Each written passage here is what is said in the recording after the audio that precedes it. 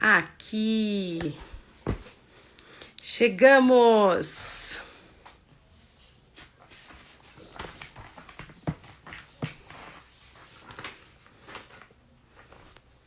Boa noite a todos.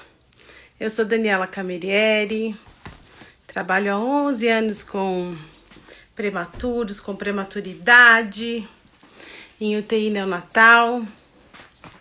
E convidei a Rosana Magnini, do Instituto de Desenvolvimento Infantil, para a gente falar um pouquinho sobre introdução alimentar, sobre dificuldades alimentares e prematuridade, que é um tema que a gente precisa falar muito. E vai ser um papo super gostoso. Eu vou convidar porque ela já entrou.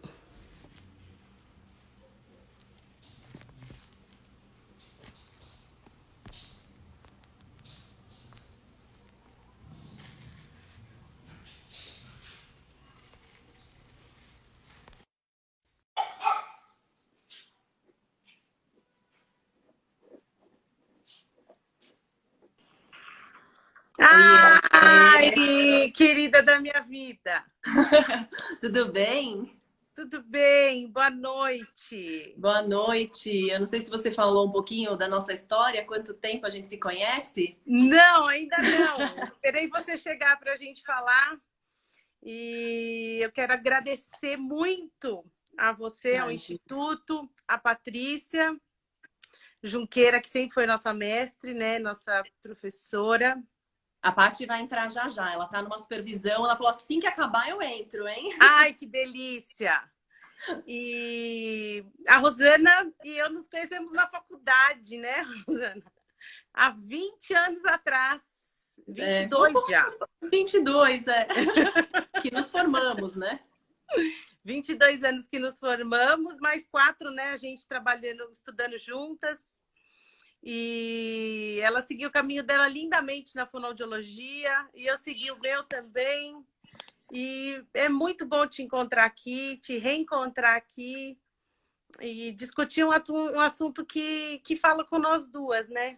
Uhum. Se apresenta um pouquinho. Eu gostaria que você apresentasse também o Instituto, porque deve ter muitas pessoas que não conhecem ainda todo o trabalho do Instituto, principalmente aqui em Mogi das Cruzes, né? O Instituto Instituto de Desenvolvimento Infantil, né? É uma instituição vislumbrada, foi um sonho, né, da Patrícia Junqueira, que começou a atender muitas e muitas crianças. Ela veio da MO, e aí muitas crianças que não comiam, né? E assim, trabalhar a mastigação da criança é fácil. Difícil você conseguir fazer ele aceitar uma textura diferente, um alimento diferente para trabalhar essa alimentação, né? Então, ela foi para os Estados Unidos, acompanhou a doutora Suzanne Morris, que é a precursora nas dificuldades alimentares no mundo, né? No mundo. Então, no mundo. E não é um trabalho que ainda é muito conhecido no Brasil, né? Ainda fica muito às voltas da MO, da disfagia, e a gente sabe que é uma mistura de tudo isso, mas que tem muitas outras coisas por trás de tudo isso, né? E o que a gente pode fazer para essa criança levar esse aprendizado alimentar, porque é um aprendizado, a gente vai falar sobre isso, para a vida toda. E ela ter uma relação positiva com a comida, né? Uma relação Relações familiares não conturbadas por causa da alimentação da criança, né? Então, eu tenho muito orgulho de trabalhar no Instituto. Eu já trabalho com a Patrícia há quase 20 anos, desde que eu me formei também. E agora lá nós somos em 4 fonoaudiólogas, 2 terapeutas ocupacionais, uma psicóloga, uma nutricionista, e o Instituto é totalmente voltado para crianças com dificuldades alimentares. Ai, que legal. Maravilha. Quer falar um pouquinho de você, que você está dando aula no Einstein, que você está fazendo mestrado. Fala um pouquinho do teu currículo também. Sim, eu 2 anos atrás fui fazer uma pós-graduação em fono hospitalar, justamente porque eu queria entender o que esses bebês passavam lá na neonatal, lá na UTI, para entender por que eles chegavam para a gente com 2 anos, 3 anos, 4 anos, 5 anos, com essa dificuldade alimentar que poderia ter sido prevenida lá atrás. Isso é muito importante também da gente falar hoje, assim, o que as fonos podem começar a ver ter essa visão ampliada, né? Como a Patrícia fala, como a gente prega no Instituto. O que eu posso fazer para prevenir isso? A gente sabe que o prematuro é infelizmente, né, um grande candidato a ter uma dificuldade alimentar por diversos fatores, né? E aí eu fui querer entender um pouco dessa parte lá que acontecia na neonatal e acabou que eu super me envolvi e agora o módulo de recusa alimentar lá da especialização em fonoaudiologia hospitalar sou eu quem dou, com muito, muito orgulho. E estou fazendo mestrado na gastropediatria na Unifesp. Ai, coisa linda. Doenças esôfago-gástricas. Muito bom. A gente vai querer depois ler todo o teu... Vai longe a tua ainda, tese. né? É, vai a gente longe. vai querer se alimentar da tua tese, da tua teoria e da tua prática também. Então, vamos começar falando dos 10 pontos a serem considerados na alimentação do bebê prematuro, né? Eu quero começar já essa live, depois das nossas apresentações, falando que eu sou uma fono que tenho a bandeira da fonoaudiologia dentro do ambiente hospitalar. Eu sou uma fonoaudióloga de hospital, eu atendo também consultório, mas a minha paixão, os meus olhos brilham para o hospital, para essa dinâmica. E eu quero reforçar o quanto eu estudei e o quanto eu já vi que um fonoaudiólogo dentro de um ambiente hospitalar, ele traz benefícios, não malefícios para um prematuro, por exemplo, né? O que esse prematuro, ele é invadido às vezes porque ele precisa de um tubo de respiração, às vezes ele precisa ser entubado, ele é invadido muitas vezes porque ele precisa de um tubo de alimentação, é passado uma sonda. Em alguns hospitais, os médicos gostam mais de sonda oro, outros hospitais, os médicos entendem que a sonda naso pode ser um auxílio para na hora da transição da sonda via oral.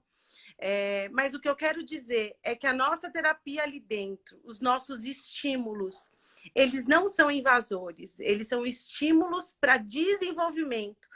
São ferramentas para que esse bebê possa fazer essa transição da forma mais gentil que a gente possa e possa fazer, realizar, claro, sempre de acordo com a clínica de cada bebê, respeitando a idade gestacional, às vezes corrigida, às vezes respeitando a prontidão do bebê só, porque hoje o que é mais importante é a gente ver esse bebê, e acho que em todas as áreas da saúde, a gente vê esse bebê, esse indivíduo como um todo, né? A gente não pode ver mais só idade gestacional, mais peso ao nascimento, a gente tem que ver esse indivíduo como um todo, que eu acho que vai também casar muito com o que você tem para dizer para a gente. Então, quero convidar todos os fonoaudiólogos que não conhecem o trabalho da fonoaudiologia dentro de uma UTI, neonatal, que passam a estudar mais antes de divulgar coisas que não são verdadeiras, né? Nós estamos ali para estimular e nós estamos ali para evitar até que esse bebê tenha dificuldades mais para frente. A primeira pergunta que eu quero te fazer é pela sua experiência, quando que começam os desafios alimentares no bebê prematuro? Eu acho que começa exatamente lá bem no iniciozinho mesmo, que ele precisa ganhar peso. Precisa ganhar peso para sair da UTI, precisa ganhar peso para ir para outro setor, precisa ganhar peso para ir para casa. E os pais, com isso apenas na cabeça, precisa ganhar peso, ganhar peso, ganhar peso. Então ele vai para casa, o que a mãe quer? Quer amamentar? Não dá para amamentar? Vai passar para a fórmula, enfim. Mas aí quando começa a introdução alimentar, e que às vezes também começa antes, né? Quando tem algumas outras alterações e essa introdução alimentar às vezes vem na esperança dele ingerir mais calorias, enfim. Essa mãe fica com um peso muito grande nas costas, né? Ele tem que ganhar peso. Ele tem que ganhar peso para não precisar de outra via de alimentação. E se ele precisar de outra via de alimentação? né? Pode ser, de repente, uma saída pra gente. A gente vai conversar também. E pode ser Mas aí, também que seja só uma passagem, né? Não quer dizer também. que seja que é definitivo, né? Com certeza, com certeza. E aí, Dani, o que acontece também esse grande desafio aí da criança, do bebê prematuro, ele tá ali recebendo X volumes de leite que é definido pela equipe médica, né? A cada X tempo, e ele não aprende a sensação de fome e saciedade. Então, imagine um bebê que não foi prematuro, ele foi para casa, ele demonstrou sinais de fome. A mãe veio, acalentou, amamentou ou deu a mamadeira, né? E ela fez essa leitura. Então ele, opa, quando eu sinto aquilo, eu chorei, veio isso, agora eu tô saciado. Então isso vai regulando o bebê, né? E quando ele tá lá sendo nutrido, sem essa regularização da percepção dos sinais de fome e saciedade, ele não aprende isso. Então, É o que eu falo, né? A livre demanda de 3 em 3 horas. Pois é. A Então, livre acho que de... esses são os dois e grandes. fora que isso é passado para as mães também com tanta... Às vezes até só de uma forma de orientar, né? Então a pessoa fala assim, olha, quando tiver 35 semanas, pelo menos o protocolo do meu hospital é esse. 35 semanas, acima de 2 quilos, mamando bem, vai para casa. Se esse bebezinho tá com 1.700 gramas, com 35 semanas, mas ainda tá numa transição e tá ganhando 10 gramas por dia, 5 gramas por dia, essa mãe, ela começa a me pressionar. Daniela, eu não quero ficar no aleitamento materno exclusivo. Eu quero dar fórmula também. Porque eu quero ir embora para casa, né? E aí a gente precisa fazer todo um trabalho de orientação e para mostrar os impactos que isso também, que é exatamente o que você está falando, os impactos que isso vai causar depois, né? Exato. E ela tá presa naquilo, né? Ele vai sair quando ele tiver 2 quilos, ele vai sair quando ele tiver mamando X. Na cabeça dela, isso tá muito, né? Tá muito presente, né? E esse medo, imagina essa mãe, o medo que ela tem de perder esse bebê, o quanto ela desejou, né? Tem tudo isso. Então, a gente falar que um bebê de UTI, um bebê prematuro, vai ter uma dificuldade alimentar, porque foi feito um trabalho fonoaudiológico de estímulos que foram necessários para ele coordenar respiração, sucção e deglutição. Seria muito simplista a gente falar que o fonoaudiólogo é quem causou isso, né? Imagina um bebê que nasceu de 26 semanas. Quantos desafios esse bebê tem? É só porque ele foi estimulado na boca? Óbvio que não. Né? Lógico e essa que parte, não. essa coisa emocional da mãe, né? Enfim, a gente selecionou 10 pontos para falar, mas assim, a gente poderia falar muitos outros. Tem muitas coisas, né? Muitas coisas. E existem outros agravantes que pode colaborar com isso também? Eu acho que esses agravantes que você acabou citando, né? Então, assim, que é justamente não só essa estimulação aí oral, né? Então, assim, estímulos aversivos que ele tem com intubação, com cirurgias, com desconfortos respiratórios, tem uma série de coisas que vão colaborar. Às vezes com falha na extubação, né? Tem que reentubar. Às vezes uma piora clínica, às vezes uma sepse tardia. E esse bebê tem um rebaixamento e precisa reentubar de novo. Ou esse bebê tem um rebaixamento, ele já estava mamando, às vezes já estava indo até para o peito e teve uma piora, né? Esses bebês, eles ficam com outras questões, né? Por exemplo, a gente tem bastante criança... a gente tem uma população enorme de prematuros que chegam no instituto, né? Mas como a gente tem que lembrar... o mais importante seria a gente prevenir, não esperar essa criança chegar com 3 anos, 4 anos com a dificuldade alimentar, né? Que a gente vai abordar um pouco mais. E aí eles têm, sabe o que também? Eles não deixam a gente pegar aqui nessa parte do braço. Então, às vezes, você vai... Por causa dos acessos que eles tiveram. Eles ficam com essa parte muito... é automático. Você vai, às vezes, querer ajudar a pegar uma colher, a colocar um mordedor na boca, colocar o dedinho, enfim. A hora que você vem pegar aqui, eles já recuam. Então, quer dizer, se recua aqui, imagine na boca. Na boca. Eu tinha uma mãe de prematuro que falava para mim que durante muito tempo a filhinha dela já era grande, ela não estendia a mão. Porque na hora de pulsionar, às vezes pulsiona até a axila, e ele sempre tem que garrotear para pegar, para conseguir pegar acesso, então eles sempre estendem o bracinho, né? E essa mãe falou que a nenê dela ficou durante anos sem estender a mão. Por conta disso, que ela precisou depois fazer uma dessensibilização, né? Uma substituição. E coincidentemente, eu estava conversando com a mãe de uma paciente na semana passada, na quinta-feira passada, que eu atendo na quinta de manhã, e ela, a bebezinha tá com 1 ano e 2 meses, né? Ela faz fisioterapia e ela tem que fazer um movimento de abrir o braço e fazer assim. Ela também não faz, né? Ela fica com o braço fechadinho para ir assim, se a mãe pega aqui, aí já... Então, veja, são tantas outras coisas, né? São. E é muito legal também, deve ter um monte de profissional da saúde aqui, pra gente... eu sempre penso nisso, sabe?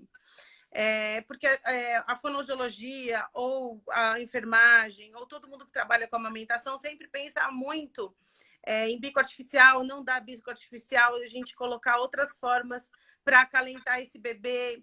Mas eu também sempre penso em um bebê, por exemplo, que a mãe não pode estar em todo momento. E ele é um bebê que fica chorando meia hora antes da alimentação, né? Eu sempre penso também em quais são os impactos emocionais que isso vai causar. Quais são os impactos alimentares que isso vai causar, né? E aí eu queria que você falasse um pouquinho sobre alimentação responsiva. O que significa esse termo? E se a gente pode falar desse termo para bebê? E se pode falar para bebê prematuro? Né? Super pode, né? Imagina, alimentação responsiva, ela é uma teoria baseada, agora ela já está mais difundida, as pessoas já estão conhecendo melhor, mas agora no início de 2020, teve o lançamento de um artigo que descreveu melhor essa abordagem, né? Inclusive, né, vou puxar a sardinha para o meu lado, obviamente. Lógico. O Instituto, o diferencial do Instituto é que a abordagem, né, que a Patrícia trouxe para o Brasil, a abordagem integrativa, ela é totalmente baseada na alimentação responsiva, né? A gente quer que essa criança leve essas habilidades para a vida, né? Esse aprendizado. Então, ela é baseada na autorregulação. Então, o que essa criança precisa? O que a gente precisa ter em mente? São 5 itens principais, né? Ela precisa ter autonomia. Autonomia dentro da faixa etária. Então, ela tem que conseguir mastigar a textura X com, sei lá, 10 meses, enfim, né? Qual é a autonomia?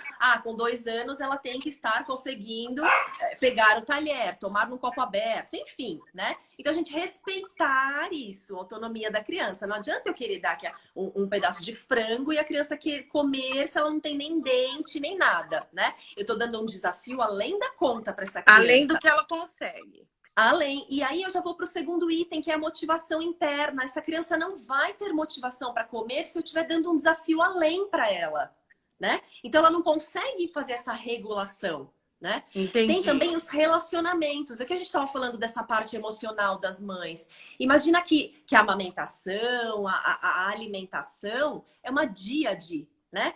É a mãe com a criança, é o cuidador com a criança, né? Enquanto a criança não tem essa autonomia ali de 100%, então esses relacionamentos também conturbados e tudo mais vão impactar, né?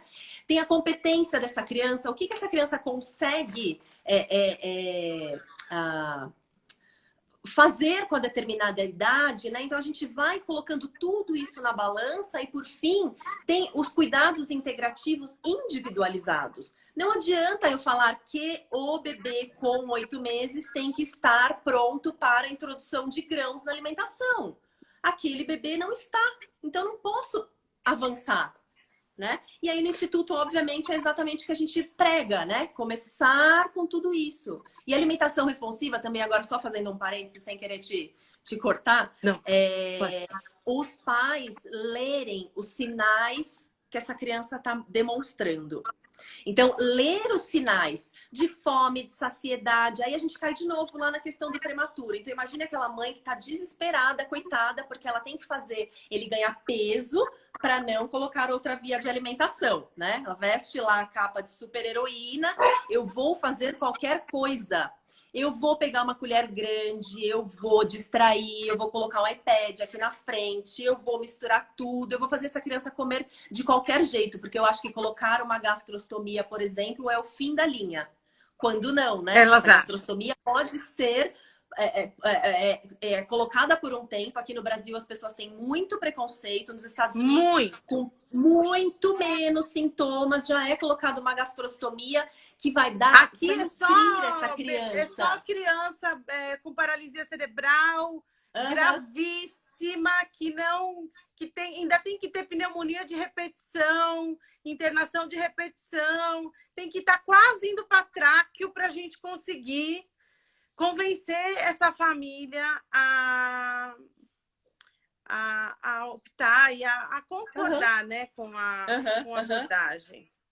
Sim, porque daí fala, nossa, meu filho vai comer pela barriga? Não, que horror. Só que aí você fica tranquila, porque ele está sendo nutrido e a gente tem esse tempo, essa tranquilidade de trabalhar esse aprendizado alimentar para quando retirar essa gastro, ele tem uma relação positiva com os alimentos, né? E uma competência para se alimentar. Né? Mas você tinha perguntado mais alguma coisa? Uma prontidão, né? Isso. Até falando em prontidão, tiveram algumas perguntas, né? Que mandaram para você, mandaram também lá aqui no perfil do Instituto, justamente perguntando isso, né? Posso fazer uma? Aí, pode. A Daniele Alice _B disse: a introdução alimentar do recém-nascido pré-termo segue a idade cronológica ou a idade corrigida? O RN o recém-nascido que foi prematuro, ele tem mais chance de engasgar? Tudo isso depende. Todas as perguntas, tudo depende, né? Caso a caso, desenvolvimento a desenvolvimento, bebê por bebê. Então, quando a gente fala quais são os sinais de prontidão, né? Independente de ser uma criança, um bebê a termo ou um bebê pré-termo, a gente tem que pensar. Primeira coisa, essa criança está conseguindo respirar? Ele tem alteração cardiorrespiratória? A respiração é a prioridade do corpo. A gente acha que a alimentação é a prioridade do corpo. Mas não, é a terceira prioridade. A primeira é coordenar a respiração. Respirar. Sucção, deglutição. Respirar. Sim. Segunda, postura. Imagina aquele bebê que não tem ainda controle de tronco. Controle de tronco, sustentação cervical, e ele está lá sendo alimentado. O cérebro dele já está, não está conseguindo prestar atenção naquela comida, vamos dizer assim, porque ele tem que ficar se regulando ali. Terceira situação é a alimentação. Então, se esses dois já tiverem impactados, já vai ficar difícil, independente se essa criança tem 8 meses ou 6 meses, com idade corrigida ou não. Né? Ou 1 ano e meio, né? Exato. Se for um paciente neurológico, com certeza, né? Outra coisa, se ele levou objetos à boca, ele teve essa dessensibilização oral, porque daqui a pouco vai chegar uma colher, vai chegar uma textura. Eu nunca tive experiência oral, né? Ou essa região, para mim, é muito velada, foi muito manipulada. Então, todos os casos a gente tem que avaliar. Não existe receita de bolo, né? Infelizmente. Cada caso é um caso. Rô, alguns pais acabam usando de práticas não responsivas. Aí eu gostaria que você falasse um pouquinho quais são as práticas que você considera não responsiva. E é o que você falou, eles conseguem pensar só no ganho de peso, né? E acham que pode, por exemplo, evitar que vá para gastro, evitar que vá para uma sonda, né? E quais são essas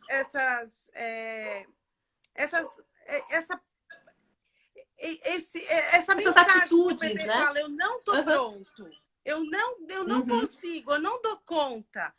Aí tem uma mãezinha aqui que falou que ela quer ver, deixa eu só pegar o nominho dela aqui, ó.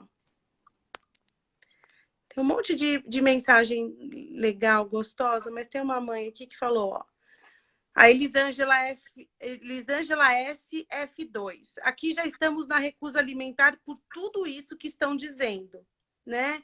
Então, como ela vê que ela está avançando o sinal, que não tá tendo uma resposta boa e mesmo assim ela está insistindo.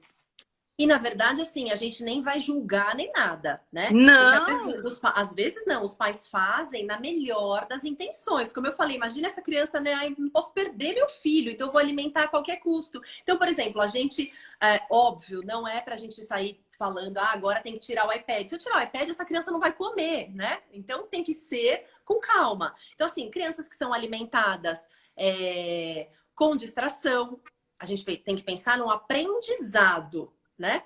Se eu tô com um iPad aqui e tá chegando uma colher, essa criança está sendo nutrida, mas que aprendizado ela tá fazendo dessa comida? Até quando, né? Até os 2 anos, até antes agora, os bebês estão muito mais ligeiros, né? Enquanto eles são passivos, a gente consegue. Você coloca no cadeirão, você dá uma distraída, você faz um negocinho, você sai correndo atrás da casa, né? vai dando, mas chega uma hora que não funciona mais nada disso, né?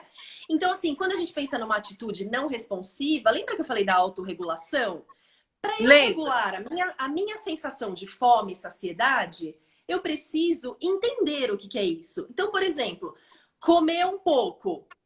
Mas pega só mais uma colher, vai. Você comeu muito pouco. Não, você tem que comer mais, pelo amor de Deus. E outra coisa, né? Tudo que elas vão falando, né? Tudo que a família vai falando para essas crianças, quando eles chegam maiores, eles repetem tudo pra gente. Eu sou prematuro, eu tive baixa imunidade, eu sou chato pra comer, meu irmão come tudo, eu não como nada, eu dou muito trabalho pra minha mãe, eu não como fruta. Aí eles repetem tudo que eles ouviram essa família falar, né? Então, assim... E é a mesma coisa, né, Rô? Uma criança, por exemplo, que tem um reflexo de gag que ainda está anteriorizado. Exato. A primeira vez que... Para quem não sabe o que é reflexo de gag, é aquele reflexo de náusea, que parece que você vai vomitar, né? Quando essa criança, esse bebê, tem 10 meses, 8 meses... E eles tentam introduzir um sólido. E esse bebê faz o reflexo desencadeia o reflexo de gag, que é um reflexo de proteção normal, natural, tá anteriorizado só.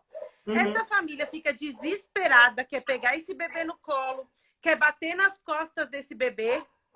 Então o bebê já recebe a informação de que, opa, eu não tô conseguindo fazer, isso aqui tá errado. Eles ficam tudo desesperados porque eu não tô conseguindo, não é? Com certeza, passa a sensação de medo, né? Esse medo, né? Então, quer dizer, comer é perigoso, né? Eu já não tô muito assim porque já fui manipulado, já tive um monte de questões. Aí minha mãe fica super preocupada. Aquilo que a gente estava falando que a gente chama de overfeeding, né? Que super alimentar. Então, assim, eu deixo ficar ele foi prematuro, eu tenho medo dele perder peso, então eu deixo ele ficar beliscando, eu dou mais mamadeiras de leite, ou eu fico distraindo mais para pegar só mais uma colher, só mais um pouquinho. Eu tô ensinando para a criança a não respeitar os sinais de saciedade dela. Quando a gente pensa numa divisão de responsabilidade, nós pensamos, vamos pensar na díade, né? O adulto e a criança. O adulto, ele tem o papel de escolher o que essa criança vai comer, que horas e aonde. É no cadeirão, é no chão, enfim, né? É a mesa. Mas essa criança é quem vai dizer o quanto ela quer comer, o quanto ela está conseguindo comer. Ela está se autorregulando, né? Então, é papel do pai escolher o que, quando e onde a criança vai comer, mas é papel da criança dizer o quanto ela vai comer e o que ela vai aceitar daquelas opções. Ela também não precisa comer todas as opções. E se ela comer também em menor quantidade, a gente pode aumentar a oferta, né, Rô? Sim, com certeza. Ela não precisa comer de 3 em 3 horas. Né? Ela não precisa ter... Eu acredito que a gente... Eu acho que em tudo, desde do aleitamento materno, essas mães elas já vêm com elas já vêm querendo um relógio na criança, né? Aham, Os aham. relógios, a gente brinca que Uma quer um relógio balança, no é a peito, balança. A balança por causa do peso. né? E às vezes não é o que você está falando, a gente precisa respeitar é, a vontade da criança, o desejo da criança de comer também, A gente e tem. quando está saciado, quando está. E tem outra coisa que a gente tem que pensar também, que é na textura. Então, assim, a gente tem que avaliar, né? Se a criança Sim, tá comendo pouco, por quê? Porque eu tô dando uma textura além do que ela consegue mastigar?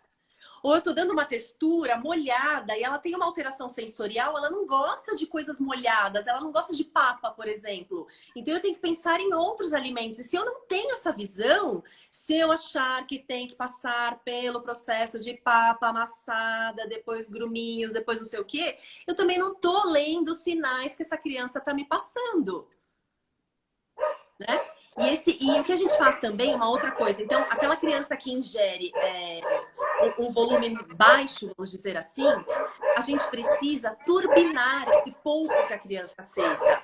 Então, vamos supor, ela vai comer um bolinho de espinafre, né? Mas eu sei que ela sim, vai comer meio bolinho de espinafre. O que eu vou fazer? Eu vou fazer um bolinho de espinafre mega nutritivo.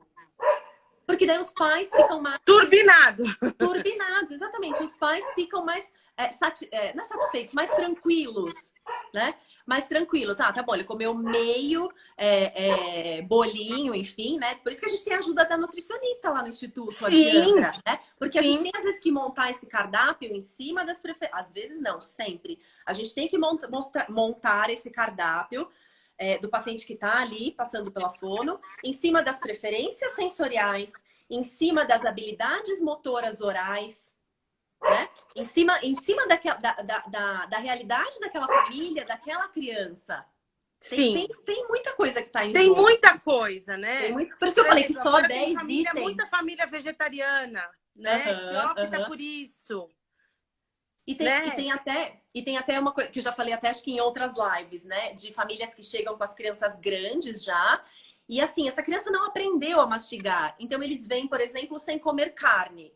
E a mãe fala: olha, eu já sei que ele vai ser vegetariano, porque ele não come carne. Eu procurei já uma nutricionista vegetariana. Ou teve uma outra que falou assim: meu filho é muito evoluído, ele não vai comer carne. Então eu não tô nem preocupada. A criança não sabia mastigar. Como que ela vai mastigar carne? Como ela vai dizer que ela gosta daquilo, né? Ou não Exato. gosta? Então, existem outras preparações de carne. A carne não precisa ser um bife só. A carne não precisa ser um filé de frango, que é super. É muito desafiador para uma criança de 1 ano e alguma coisa comer uma coisa tão fibrosa, né? Então, existem outras preparações. Sim, sim. E aí a gente vai ter como você disse, que estender para uma ação transdisciplinar, né, Exato. Rô? E é muito importante também a gente falar o quanto seria, quantos ganhos teríamos se esses bebês tivessem a oportunidade de ter um acompanhamento e orientações fonoaudiológicas durante a introdução alimentar, Com né? certeza. Eu acho que Quantos antes e durante, Dani. é, Acho que antes e antes do, durante. você diz no pós-alta, né? Porque assim, como a gente falou no início, né? O prematuro, ele é um grande candidato a ter alguma dificuldade alimentar por tudo isso que a gente veio falando. Então, assim, o que eu já posso ver antes da introdução alimentar? Essa prontidão, se ele já levou os objetos à boca, tudo isso que a gente falou, se isso não foi feito ainda, a gente precisa começar com isso antes de entrar com esses alimentos, né? Para que não Entendi, impacte lá na frente, para que não fique entendi. impactado. Então, você acredita, por exemplo, que o ideal seria esse bebê teve alta hospitalar, vai, e ele começa com orientações fonoaudiológicas a partir a cada 2 meses, a cada trimestre, é mais ou menos isso que você vislumbra seu ideal? Talvez a gente não consiga falar exatamente a cada quanto tempo, né? Mas eu acho que assim, é muito importante a gente lembrar que o fonoaudiólogo que trabalha na neonatal, se ele tiver essa visão de que pode acontecer alguma coisa relacionada a isso lá na frente, ali na introdução alimentar, porque as crianças chegam pra gente com 3, 4, 5 anos, enfim, ou antes, mas quando a gente vai tirar a história, quando a gente faz a anamnese, tudo isso aconteceu lá, né? E na introdução alimentar foi basicamente onde começou a pegar. Então, imagina, se a gente pega essa criança lá na introdução alimentar, a gente já poupa tudo isso. Então, o ideal seria o quê? Acho que assim, então a fono da neonatal fala, olha, antes da introdução alimentar, sim. Né? Procure, então, sei lá, 1 mês antes, 2 meses antes, procure um fonoaudiólogo que tenha experiência em dificuldade alimentar para ir orientando e já para fazer uma avaliação, né? Então já E vou fazer uma pergunta. Outra coisa, deixa eu só fazer um parênteses aqui, quando a gente fala de um fonoaudiólogo com experiência em dificuldade alimentar, porque não existe, as pessoas estão começando a usar esse termo e não existe no Brasil, fonoaudiólogo, especialista. Ó, a Paty entrou, olha lá, colocou uma carinha. Oi, Paty! Bem-vinda!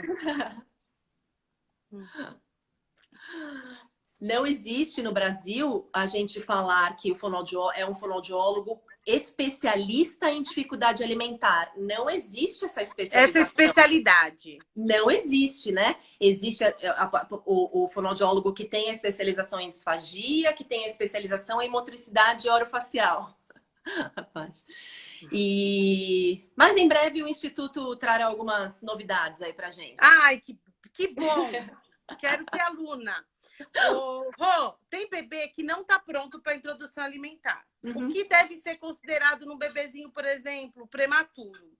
Ele precisa, a idade cronológica, a idade corrigida, a prontidão neurológica. O que a gente precisa considerar para falar, não, esse bebê aqui, se uma pediatra encaminha um bebê, por exemplo, que nasceu com 30 semanas e ele está com 6 meses de idade cronológica, não corrigida. O que a gente precisa ver para saber?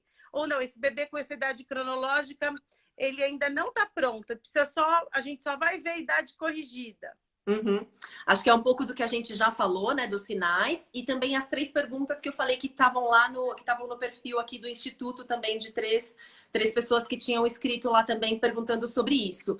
Eu acho que, independente de tudo, é bom a gente falar de novo, né? Lembra daquelas 3 prioridades? Então, se essa criança tem dificuldade cardiorrespiratória, essa criança não consegue coordenar sucção, mastigação não, deglutição, deglutição, enfim, já impactou ali. Independente se está com idade corrigida, independente se é a termo, independente se é pré-termo, não importa, né? Sustentação cervical, sustentação de tronco, né? Eles são pequenos, né? Coloca no cadeirão, eles ficam escorregando, tem que ajustar, precisa arrumar, né? O cadeirão às vezes é grande, precisa colocar naquele bumbo, que é aquela cadeirinha melhor, que tem que menor. Exato. A gente falou também, né? Se ele teve experiências orais, né? Positivas. Então, ele levava os objetos à boca, ele leva o objeto à boca, né? Ele se interessa colocar esse bebê antes da introdução alimentar à mesa com a família. Ele começa a sentir cheiros. Ele não precisa comer ainda. Ele tá lá com 3 meses, 4 meses, 5 meses, enfim. Mas ele vai vivenciando, vai vendo essa relação, vai tendo essa relação, vai tendo oportunidade de conhecer, né? Porque a gente sempre fala que a mesa, a refeição em família não é demanda, é oportunidade. Oportunidade. Se eu chego para a criança sempre com o prato pronto, tudo uma coisa só, ela não vê ninguém comendo, ela não participa de refeições, né? Como que ela vai aprender a comer? Então, se ela tá à mesa, ela tá já curiosa para pegar, ela pode lamber, ela pode olhar, ela pode amassar, ela pode fazer o que ela quiser ali. Sim. Né? Então, acho que independente. Então, assim, resumindo, né? Tem que ver esse desenvolvimento global da criança. Global. Exato. Então, ou seja, é isso que eu queria que a gente reforçasse, que não é um atendimento que a gente vai colocar o bebê dentro de uma régua, de uma regra, né? E vai dizer, não, nós vamos olhar só a idade corrigida, nós vamos olhar só a idade cronológica. Não, nós vamos ter um atendimento totalmente personalizado e a gente vai ver o que esse bebê tem para oferecer, tem de capacitação agora, né? De prontidão, acho que a prontidão é a palavra mais correta para dizer, de prontidão agora, de sinais dessa prontidão para a gente iniciar uma introdução alimentar, né? Uhum. E lembra que a gente falou da alimentação responsiva? O quarto item? O atendimento, né, individualizado, integrativo. Não adianta ficar olhando só, colocar na régua, como a gente está falando. Né? Sim. Uma coisa individualizada. Esse bebê tolera essa textura? Esse bebê tolera esse cheiro?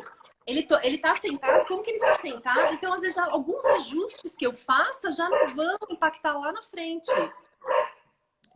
É muito legal a gente falar, porque fica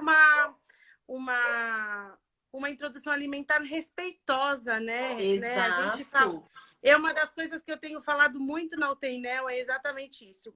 Quando eu comecei a trabalhar na UTINEL há 11 anos atrás, eu fui ensinada que se um bebezinho de 34 semanas não acordava, a gente colocava até um pouquinho de gás molhada, fria, no rostinho dele, para deixar ele mais acordado, para mamar. Né? Até teve uma live aqui com uma consultora de amamentação que eu falei, me julguem, mas foi o que eu aprendi. Você aprendeu, né? E aí, conforme você vai vivenciando, eu sempre tenho nos meus treinamentos no hospital e tudo mais, eu sempre tenho a visão de fazer o colaborador, o enfermeiro, o médico, o auxiliar de enfermagem, a passar por aquela experiência. Então, por exemplo, se eu vou falar sobre um protocolo de broncoaspiração, eu faço com que um enfermeiro coloque uma colher dentro da boca de outro enfermeiro com uma papa de frutas, por exemplo, para ele ver o quanto é invasivo. Quando eu dou curso de UTINEL, de estimulação tátil-térmica gustativa para fonoaudiólogos que vão trabalhar em UTI, é a mesma coisa que eu faço. Eu faço elas colocarem um dedo enluvado dentro da boca uma da outra, para elas verem o quão invasivo é a gente fazer isso antes de um reflexo de procura, por exemplo. Né? Então, que a gente precisa, até na UTINEL, desde desse atendimento, observar esse bebezinho como um todo e ver o que... Eu falo sempre para elas, e eu coloco umas fotinhos assim, com umas brincadeiras, tipo, ai, tia, nossa, seu dedo foi uma delícia, me sugar desse jeito me acalmou, foi muito bom, eu quero mais. Ou, pelo amor de Deus, ou não. Para, eu não aguento mais, você não tá vendo que eu tô ficando com falta de ar?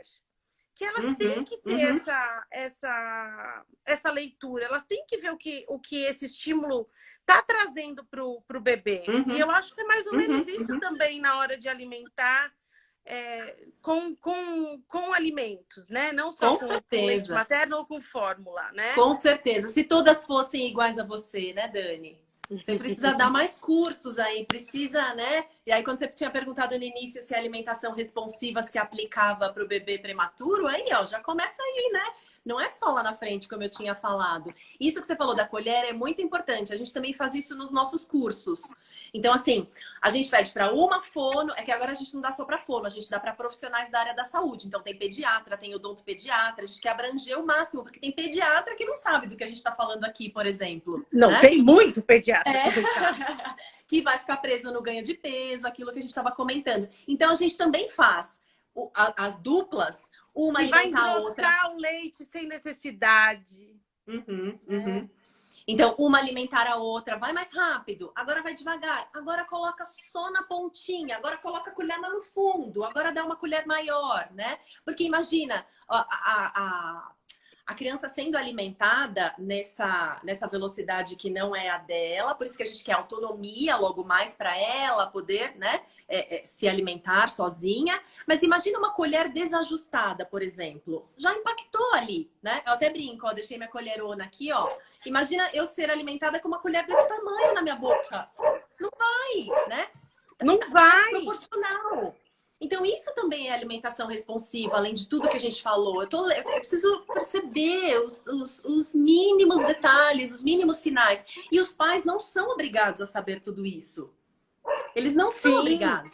Então, é por isso que a gente precisa orientar. Por isso a gente falar de novo que o bebê, que as fonos de equipe neonatal, que sabem que esse bebê é um candidato à dificuldade alimentar, vamos tentar fazer uma avaliação e uma orientação antes, né? 2 meses antes, enfim, como a gente estava tentando falar alguma situação, predizer algum tempo, né? Mensurar.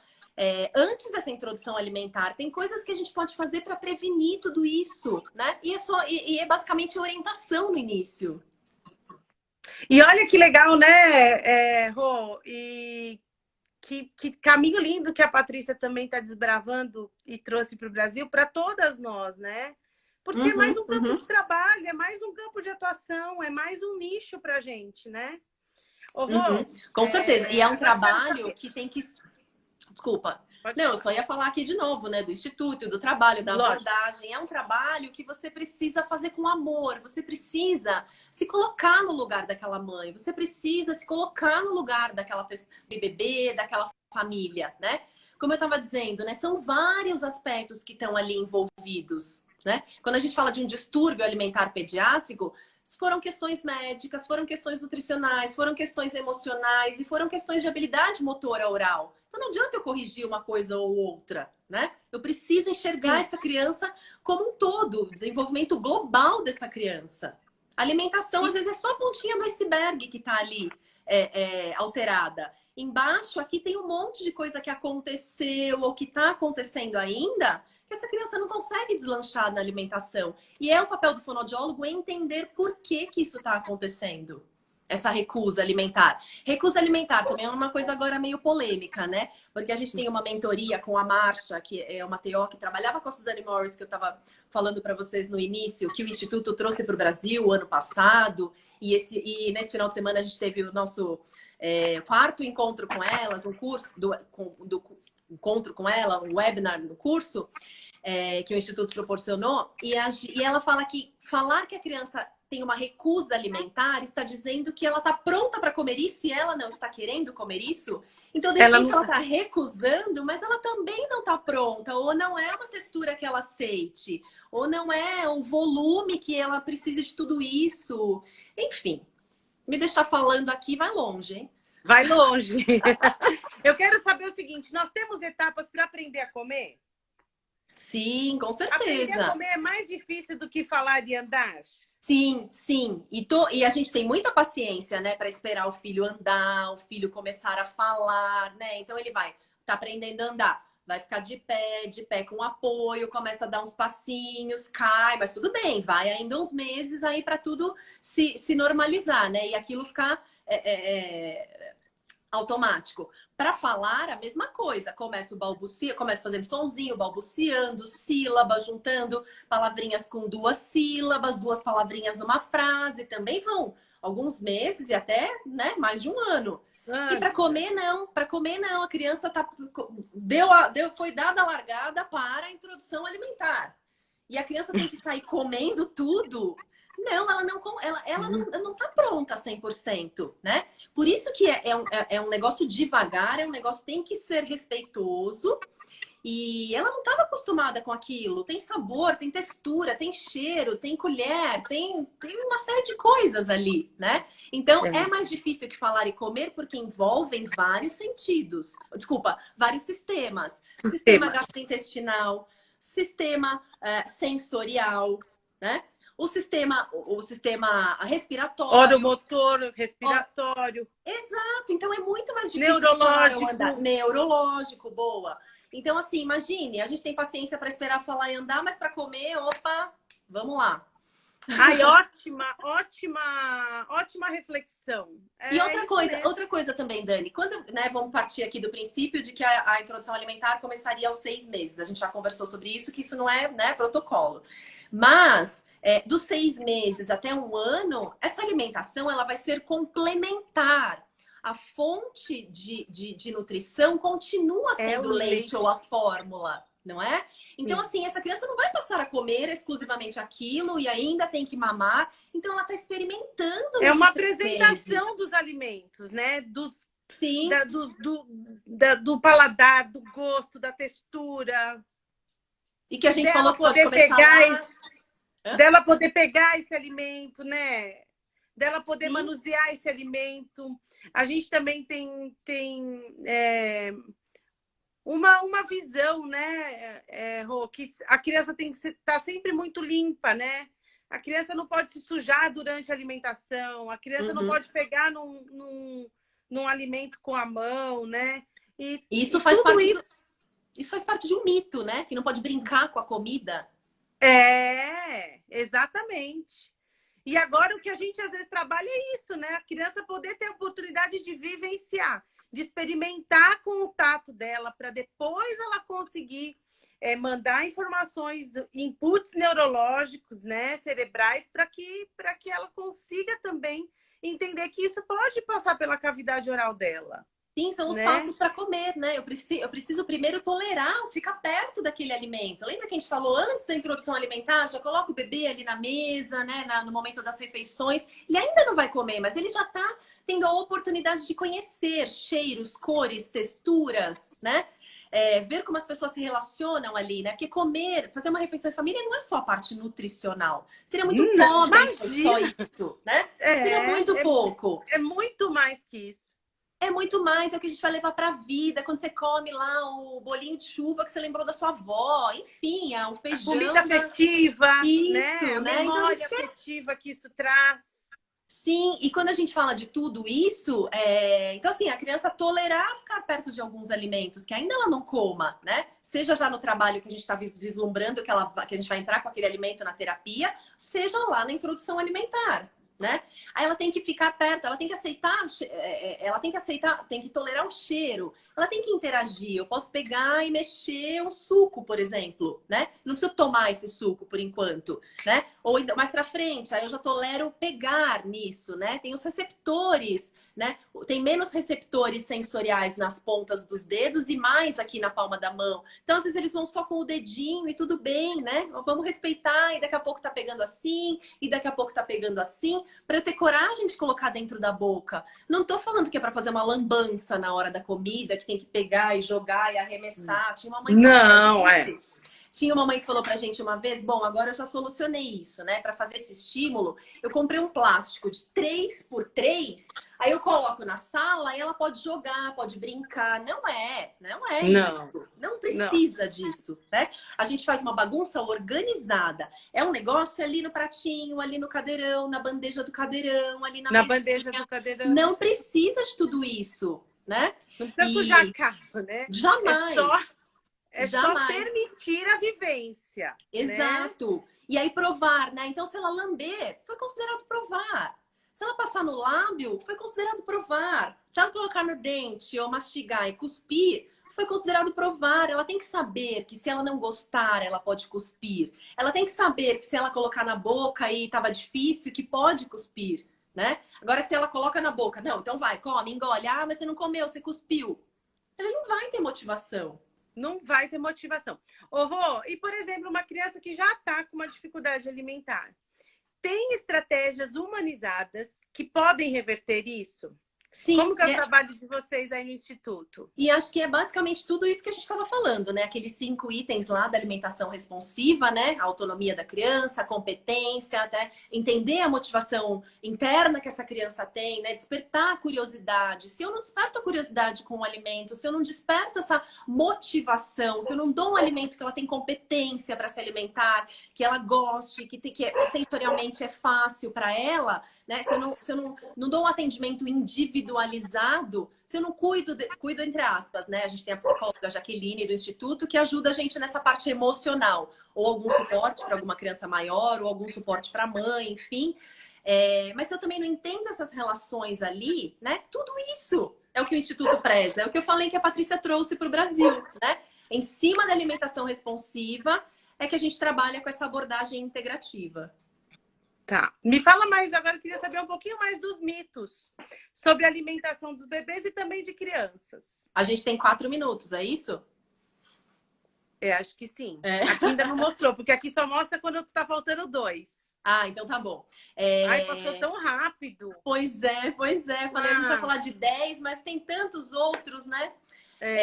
Quando a gente fala dos mitos, a gente, né, ouve, e muitas mães, infelizmente, chegam lá tão desesperadas, falam, eu só vim agora, porque todo mundo falava, Ah, espera, vai passar. Não, não tem problema. Ah, meu filho também era assim, agora ele come. Ah, daqui a pouco ele aprende a mastigar. Não, imagina, nunca vi nenhum, nunca vi. Uma vez uma mãe falou assim pra mim que falaram, eu nunca vi ninguém casar, nunca vi ninguém casar comendo papinha. Então, quer dizer, vou ficar esperando até lá? Não, né? Então, assim, não pode brincar com a comida.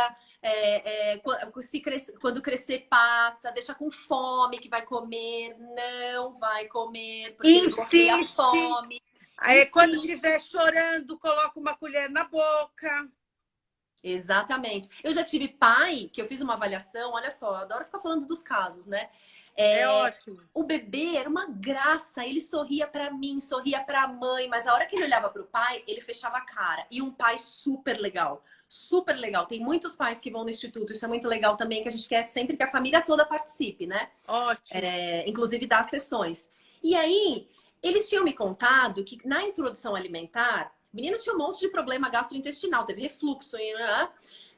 Que faz esses registros, né, negativos. E para ele abrir a boca para comer, o pai tocava violão.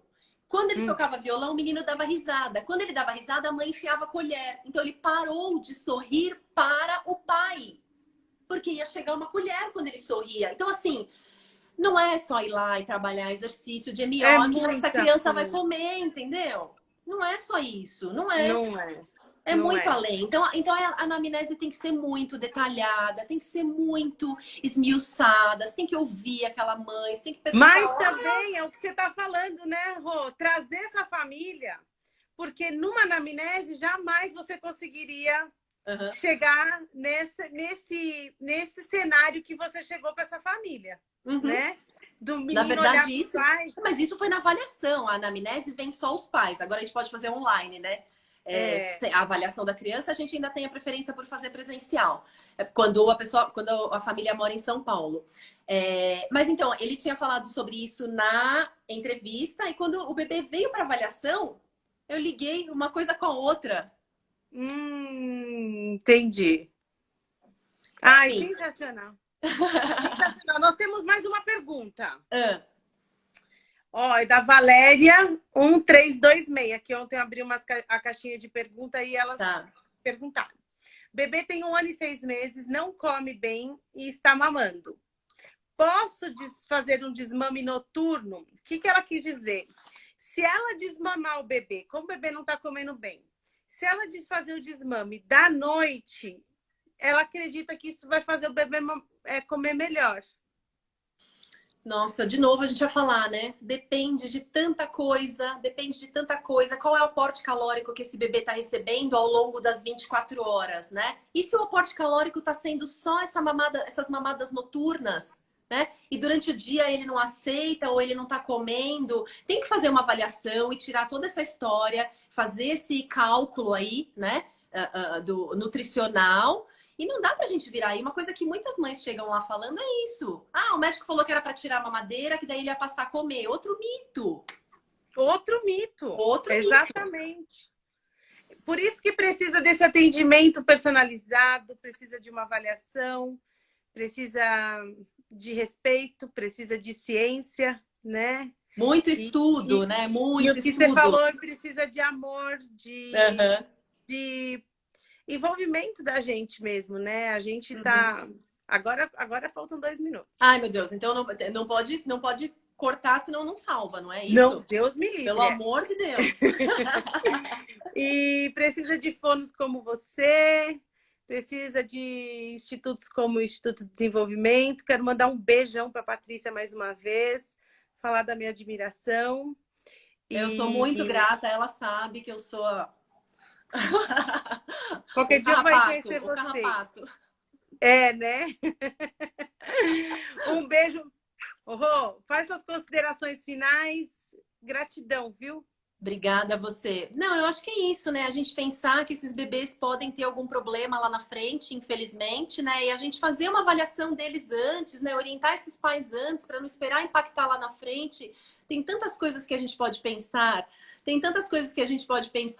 Em ajudar essa família antes de impactar, né? E esquecer esses mitos, tal. Procurar alguém que tenha realmente amor no coração para atender essas famílias com muito... com muita alegria sempre. Vamos lá. Um beijo. Beijo, Paty. Obrigada por ter cedido a Rô. Beijo, Rô. Tchau. Tchau, tchau.